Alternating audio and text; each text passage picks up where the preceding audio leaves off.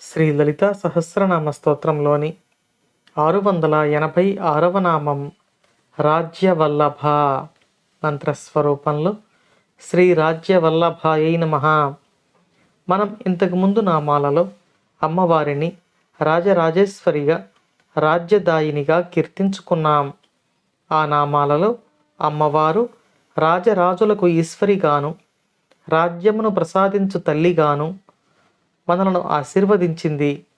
ఈ నామంలో అమ్మవారు రాజ్యవల్లభ అని కీర్తించబడుతున్నారు. ఈ నామానికి అర్థాన్ని వివరంగా తెలుసుకునే ప్రయత్నం చేద్దాం. వల్లభ అంటే భర్త అని అర్థం కూడా ఉంది. అంటే ప్రధానమైన వారు, ముఖ్యమైన వారు అని అర్థం వస్తుంది.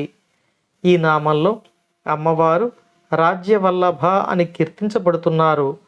కాబట్టి అమ్మవారు ఈ రాజ్యములను ప్రసాదించిన, ఈ రాజ్యములకు ఒక్కొక్క రాజును నియమించిన, అమ్మవారు ప్రసాదించిన రాజ్యములు అన్నింటికీ అమ్మవారే ప్రధానమైన వారిగా, నాయకురాలిగా ఉంటూ ఆ రాజ్యములను నడిపిస్తున్నారు అని ఈ నామం మనకు తెలియచేస్తుంది.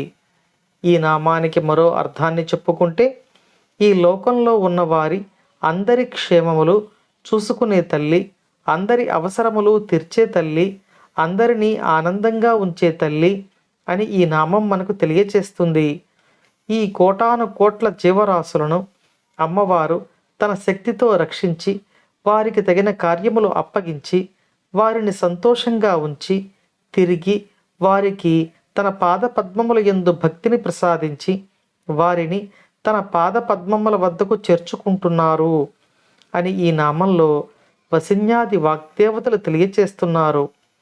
ఇన్ని కార్యములు నిర్వహిస్తున్న అమ్మ మన నుండి కోరేది, మనం సకల జీవరాశుల పట్ల సమానమైన ఆదరణ కలిగి ఉండి, వారిని తన స్వరూపులుగానే భావించాలని, ఆమెను సేవించాలనే సంకల్పం కలిగి ఉండాలని, ఆమె పాద పద్మముల యందు ఎడతెగని భక్తి కలిగి ఉండాలని మాత్రమే.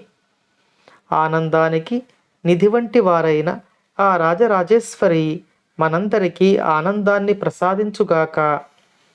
ఓం శ్రీమాత్రే నమః.